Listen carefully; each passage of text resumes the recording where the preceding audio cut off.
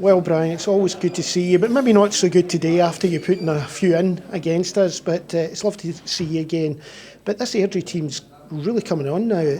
Very quiet early on, but now a good run, 4 games in a row, isn't it? Yeah, I'm led to believe in December we were unbeaten, so today's game is obviously important. A very, very good 3 points for us. It's nice to play against you guys again. Everybody knows I had a great time here. Everybody knows that, And after my first goal today, when I was walking past the Ayr fans, they stood up and applauded me, So that's much appreciated. That's always in my heart, things like that, because everybody knows I got on really well with them. So I had to mention that because Ayr fans have been superb with me. You've got a great partnership going with Big Jim Lister there. There seems to be a real understanding between the two of you. Did that come in straight away, or has that been a bit of working? Well, it takes a wee bit of working because we've been at different clubs, but we were together at Alloa and then obviously Dumbarton and then now at Airdrie as well. So we kind of know each other's game inside out now, It's coming to fruition, we're doing well, and as you say, we're creeping up there now. When I first came back to Airdrie, we were pretty slow out the blocks, but we're starting games better now and we're picking up points, and hopefully we can start giving teams a wee bit of fright.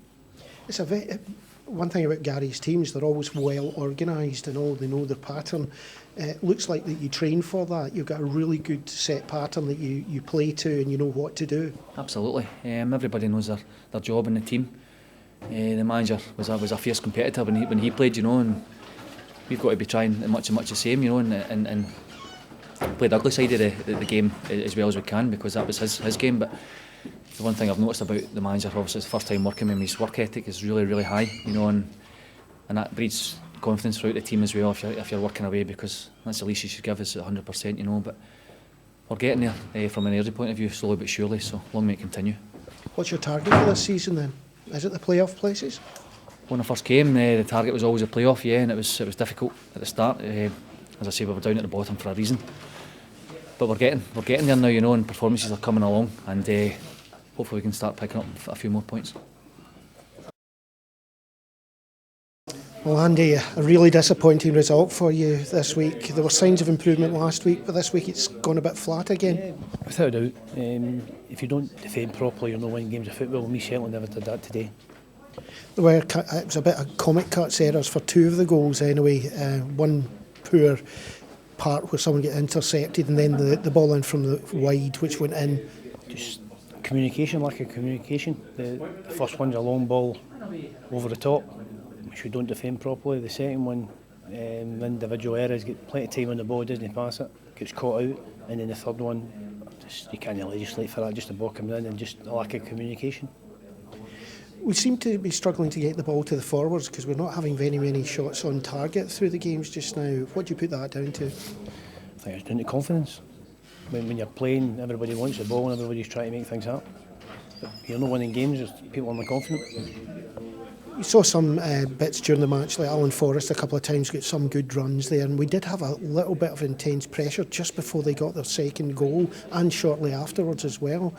Surely you've got to drag that out of these guys now, and how do you do it?